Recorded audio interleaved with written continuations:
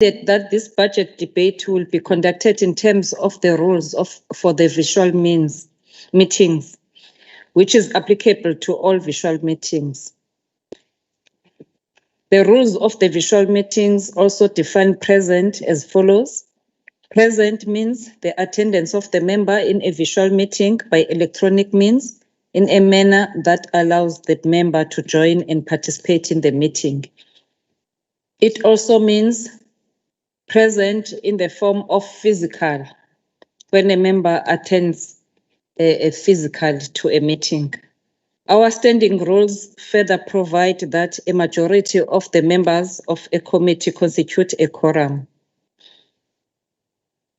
I've been noticed by the table staff that we do have the quorum that is required for the meeting to start. We may commence our business day. The meeting is therefore properly constituted and formally it may formally continue. On the issue of connectivity, members, before we proceed with the budget debate, I must reiterate the ruling of the Speaker relating to addressing connectivity problems. The Speaker has ruled that the following measures will be adopted to try and assist members who may not be able to participate due to connectivity issues. If a member has connectivity problems, the presiding officer will continue with other speakers on the speakers list for the debate. If the member regains connectivity before the response to the debate has commenced, the presiding officer will be flexible in applying the speakers list, and the member will be allowed to continue and finalize his or her speech as long as the member reconnects prior the commencement of the response to the debate. I repeat, as long as the member indicates before the commencement of the end of before the response of the debate. Secondly, we also ask members who are debating to allocate a fellow party member who will be able to take over the member's speech and read the member's speech into the record. Presiding officers will then allow the fellow party member to take over the member's speech. If all else fails and the member is unable to present his or her speech or to get another party member to take over, it is directed that the member may submit his or her speech to the Secretary of the Legislature, and the speech will be included in the record of the debate. If a member does have connectivity issues, we will follow the above guidance to try and assist members. I hope that this is in order, honorable members. Members not debating are reminded at all times to mute their microphones and switch off their cameras. Also, members are requested to take care of any noise in the background that interferes with the broadcasting proceedings. Honorable members, I further wish to confirm that the Budget Report 2021-2022 of the Public Works Portfolio Committee has been tabled in terms of the visual rules. We will now proceed with the matters of the agenda, being the debate on Vote 14. I now call the MEC for Public Works and Human Settlements, Honorable Sbiya, to take the podium and start the speech.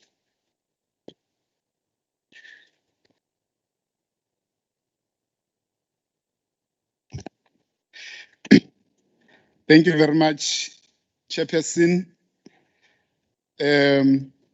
Speaker, Deputy Speaker, the Premier of this province, members of the Provincial Legislature, mayors and councillors of local government in this province, Director General, and heads of departments, traditional leaders of this province led by Inkosi Yasemadungeni, distinguished guests, the people of KwaZulu-Natal who are following us in various media platforms, members of the media in presence, good morning. I want to start by reading a quote from the president of this country, President Cyril Ramaphosa, and I quote, "As lovers of freedom and of justice, we stand with the people of Palestine," unquote. Honorable Chairperson, as I rise to address this House, I'm reminded that May is recognized as Africa Month. We must therefore awaken to the spirit of brotherhood and strengthen the solidarity amongst ourselves and the people of this province. We must remind one another that our struggle is not yet over. Importantly, Honorable Chairperson, we must draw inspiration from the pathfinders of this freedom who worked hard to ensure the liberation of an African child from the bondages of apartheid and colonialism. As we table this budget vote, we're inspired by African leaders such as the first recipient of the Nobel Peace Prize, Nkosi Albert Mvumbilithuli. In one of his speeches, he reasoned, and I quote, "We have to learn the rules of the game, and then we have to play better than anyone else," unquote. Madam Speaker, since my deployment to this portfolio 68 days ago, I've interacted with management, different categories of staff, members of this House, and members of the Executive Council under the leadership of Premier Sihle Zikalala. I've interacted with stakeholders in the construction industry, including leaders of society such as traditional leaders and religious leaders. I've also interacted extensively with the people of this province across all political lines. Each day, I'm learning the rules of the game. Speed and efficiency are the rules that you as honorable members and the people of this province expect the Department of Public Works to adhere to. We offer to adhere to these rules and use them as guiding tools. Critically, I appreciate guidance and constructive criticism from all of you.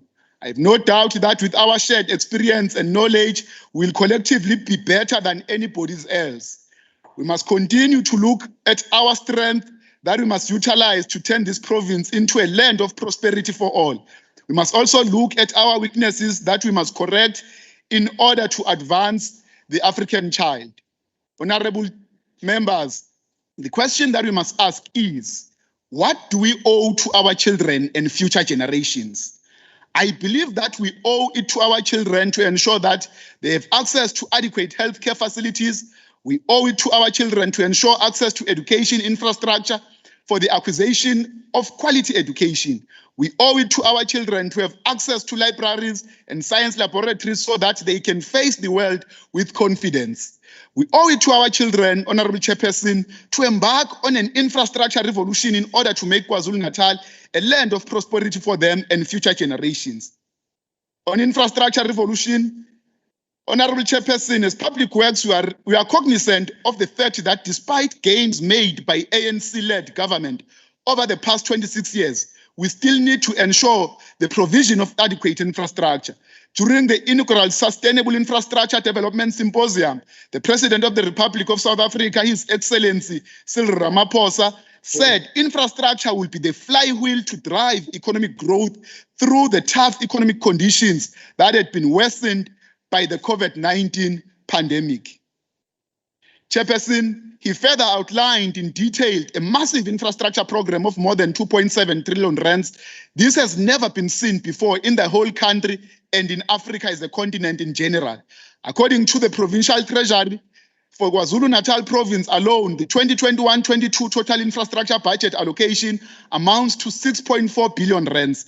Of this amount, existing infrastructure assets receive the largest share, approximately 57.8%, which is about 9.5 billion rands.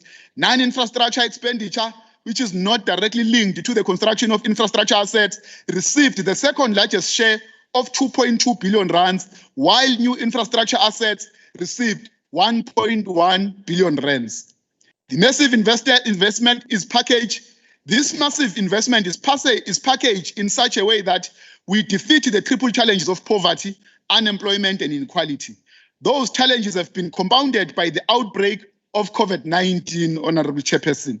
Quite critically, after careful analysis of our work as public works, we are continuously re-engineering our approach to assist the province and the country to grow. We're focusing on vocational training to ensure that the people of this province are appropriately skilled to take up the new opportunities we are creating in the various sectors of the economy through the delivery of infrastructure. We'll work closely with the KZN Human Resource Development Council to strengthen our collaboration with universities, technical, vocational education and training centers, and other training institutions to ensure massive skilling of young people in the province throughout the corners of this province. While unemployment in this province is often driven by lack of demand for labor, at other times, it is driven by lack of suitable supply of labor. This is particularly true where there is a mismatch in skills supplied by the local labor force and skills demanded by the major business in this area. So we are working hard in making sure that we correct this. Working with the Department of Higher Education and TVET, we will ensure that the categories of artisans produced are aligned with the quality of skills required in industries, while ensuring that the programs for skills development is aligned with the imperatives of industrial development. Learnerships and internships shall continue to be utilized to bequeath the young graduates with the sufficient experience to improve their appeal in the open market. Special programs will continue to be promoted to ensure that our youth can acquire simpler skills and be assisted through direct placements in jobs, including training in entrepreneurship for the small business sector and cooperatives. By and large, Honorable Chairperson, all categories of staff in the department are now fully aware that the approach this country has adopted is that which is utilized by developmental states that lifted their countries out of deep depression. In these countries, massive investments were poured into the infrastructural projects to stimulate development. Massive investments consequently encourages partnership between the public and the private sectors to maximize investment and grow economy together, which is very imperative in this country and this province in particular. As KZN Public Works, Honorable Chairperson, we are therefore seized with the work of strengthening the coordination of all government infrastructure projects. Later on, I'll reflect on the progress we are making in establishing the Strategic Infrastructure Development Agency, which is SIDA. The Premier has given us tight deadlines, which we are committed to meet. Actually, Chairperson, I have given the team a period of 9 months to renovate offices where this agency will be located so that we start to see it running come end of this 9 months. SIDA will be the province infrastructure nerve center. Having this agency will enable KwaZulu-Natal to engage with and coordinate effectively every infrastructure project that will be taking place in the province, irrespective of the sphere of government that is the custodian of the plans in question. It is interesting, Honorable Chairperson, to note that national government, together with the private sector, identified 276 projects with a total investment value of more than 2.7 trillion rands. Government went on to gazette 50 of these strategic integrated projects with a value of 340 billion rand. As reported by the national government, the projects are in the areas of human settlements, water and sanitation, energy transport, digital infrastructure, harbour development, and maritime in general. Some of these projects are located in this province of KwaZulu-Natal. As Public Works will remain alert to take full advantage of the rollout of all infrastructure projects as guided by the Provincial Growth and Development Strategy and Plan and the National Development Plan. We say this because we are cognizant of the fact that the requirement of a developmental state is the capacity to provide credible plans to unlock the potential of the economy based on a long-term vision, Honorable Chairperson. As the process of establishing SIDA is underway, we commit to strengthen the work of a Provincial Executive Council Infrastructure Delivery Subcommittee of MECs. Established a few years ago, the committee was created to oversee the delivery of infrastructure and ensure that the capital expenditure pattern is closely monitored and reported to Provincial Executive Council on a regular basis. We'll also work with KZN Treasury Infrastructure Crack team of technical specialists, project managers, engineers, architects, and others to speed up quality construction of public works, of public infrastructure, and eliminate under expenditure, which is a no-no in this department. We won't underspend, Honorable Chairperson, while our people still need services out there. We are also planning to take advantage of National Infrastructure Fund by accessing funding for the benefit of the people of this province. Madam Speaker, Madam Chairperson, the infrastructure revolution will enable us to meet the target announced by the Honorable President and the Honorable Premier, ensuring that we create 233,000 work opportunities during the last few years of this sixth democratic administration. We commit to do the work I have highlighted because we know that another requirement of a developmental state is a demonstrable capacity to implement the planned projects in time and on budget. In time and then on budget, Honorable Chairperson. The developmental state has a responsibility of ensuring a united focus in the achievement of the outcomes for the success of the country and build the internal capacity of the government.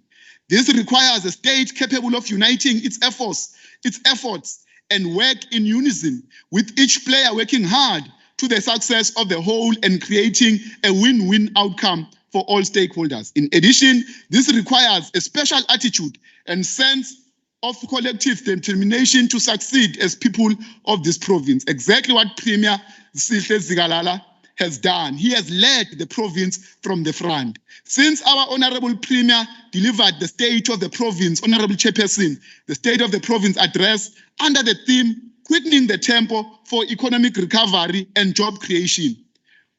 We have been interacting with senior management in our regions across all corners of this province. Serious deliberation have resulted in a resolution to guide the department on how to create safe jobs and contribute towards economic recovery, which is our main focus. We will achieve this by ensuring efficiency and speed in the implementation of social infrastructure projects. Our approach is based on institutionalization of both infrastructure development management system and the district development model. As guided by the two models, we are phasing out regions and instead appointing directors at the district level. This process, which is due for completion in the second quarter of this financial year, is aimed to achieve the following. Focus on capacitating district offices to provide the full range of services, integrate planning across the district to ensure alignment of development and radical socio-economic transformation imperatives, improves service delivery process and procedures, enhance data collection to support reporting, enhance information communication technology infrastructure to district to leverage to benefits of the fourth industrial revolution, and lastly, to capacitate districts to reduce reliance on consultants. At this stage, Honorable Chairperson, we wish to reiterate our commitment to respond with agility to a clarion call made by the leadership of this government that local people must benefit from the huge investment in social infrastructure. In the past, KwaZulu-Natal has been the first province to exceed the targets for provision of job opportunities in the expanded public works program. The major contribution in this regard has come from the Siyazenzela, Zibambele and Vukuzake project pioneered by Public Works, Human Settlements and the Department of Transport. We undertake to accelerate the EPWP program in order to create much needed job opportunities for unemployed people and those who have been retrenched as a result of a brutal COVID-19. In this budget vote, I will elaborate more on EPWP and ASC's contractor development program. Madam Chairperson, creating a better future for all is dependent on the steps we take as we move forward.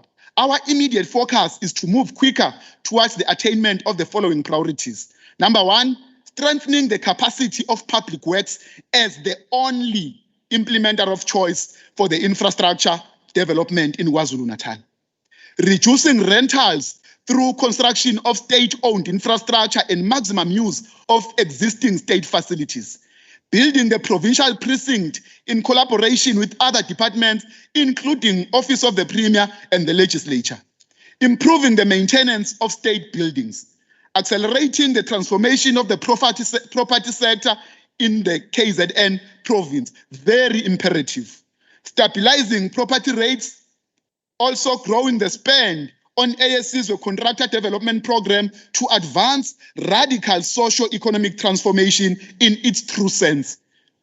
8 is to effectively coordinate the EPWP to ensure skills development and acquisition and required practical in order to accelerate socio-economic development. Is to improve audit outcomes, restructuring the department to be service delivery focused, re-engineering and producing a new service delivery model in the department, building internal capacity, artisan skills development through our own workshops at eThekwini District, Umzinyathi District, and Umgungundlovu District, contributing to the ocean's economy through development, the requisite skills, and building a social compact with business, labor, and communities, strengthen the internal controls within the department to make sure that this department works well and is efficient, working with the provincial treasury. These priorities are the basis of our program of action and are linked to the State of the Nation address by the President, State of the Province address by the Premier, and the provincial budget speech.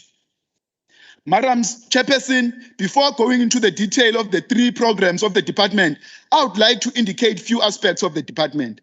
1, the reprioritized budget for 2021-22 is 1.6 billion rands, which is 1.695.329 billion rands. Secondly, the department also spends approximately 2 billion rands on behalf of the other departments, which is recovered through the interdepartmental account. Thirdly, the following consideration have been applied to budget formulation. Carry-through cost of the wage adjustment in line with the provincial treasury guidelines. All inflation-related increases are based on consumer price index projections. Reprioritization and adherence to cost-cutting measures as issued by provincial treasury.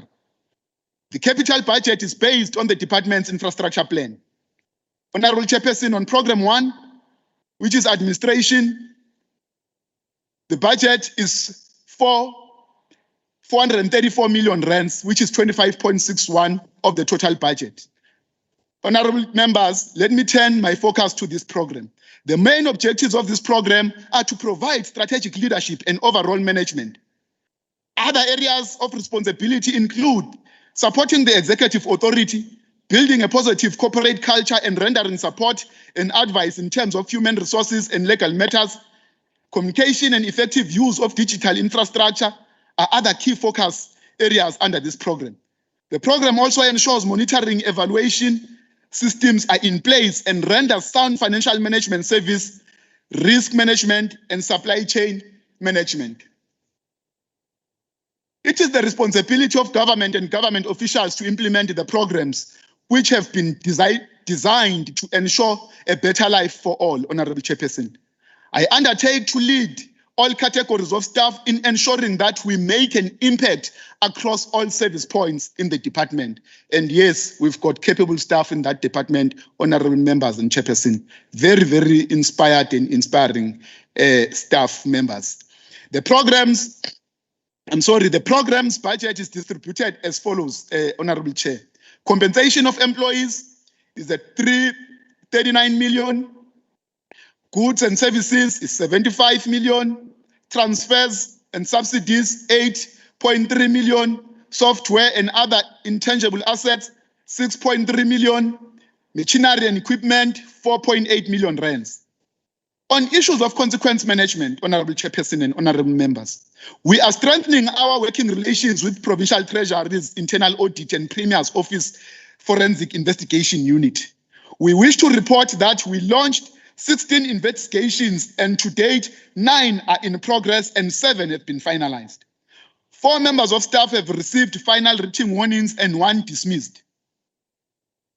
2 were put on 3-month suspension without pay and received final written warnings. 1 staff member was placed on 1-month suspension without pay and given a final written warning. 4 received verbal warning and 3 have disciplinary action pending. Madam Chairperson, working with all law enforcement agencies in the province and the country, we will continue to investigate a variety of fraudulent and corrupt activities and deal with those who are serving as agents for such. Decisively so. We are determined to stamp out corruption and eliminate the perception of corruption in government. When evidence of actual or apparent impropriety exists in the department, we undertake to act effectively and either administratively and through the criminal justice system, because we don't want to be part of corruption as the Department of Public Works, which I know it's the agenda of this government. Honorable members and the chairperson, we are encouraged by the results of an investigation conducted by the Special Investigation Unit, the SIU, into COVID-19 infrastructure-related procurements in the department. The investigation was conducted in the 3 fields hospitals amounting to 96 million rands and 12 refurbishment projects with a total budget of 1 billion rands. SIU has confirmed that they did not find any wrongdoing on the side of the Department of Public Works and have since closed the investigation. They lauded the department and all categories of staff for their cooperation and will continue doing our work with diligence and honor, Honorable Chairperson.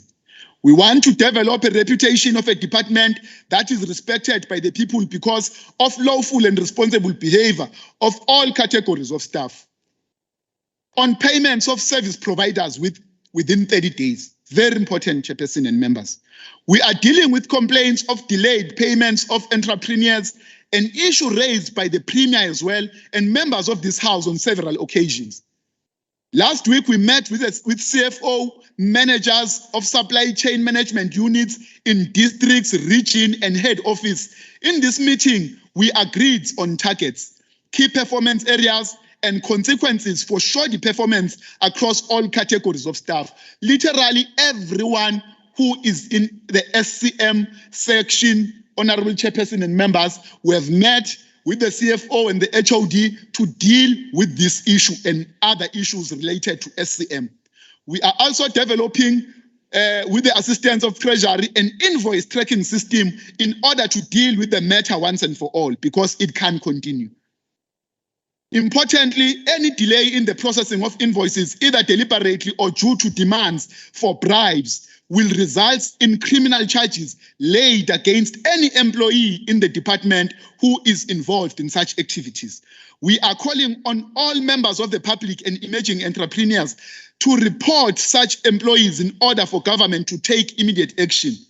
We have also taken a decision to set up a hotline for the members of the public to report such unscrupulous elements within our department. We will work with Treasury and the Office of the Premier in this regard. I must hasten to point out that the majority of employees in our SCM now understand that they are at the center of government's efforts aimed at ensuring economic recovery and creation of jobs. So millions of people who have agreed to isolate, marginalize those few bad apples within our ranks, because the majority of our staff members are taking about 60 days to settle claims instituted by the department. This period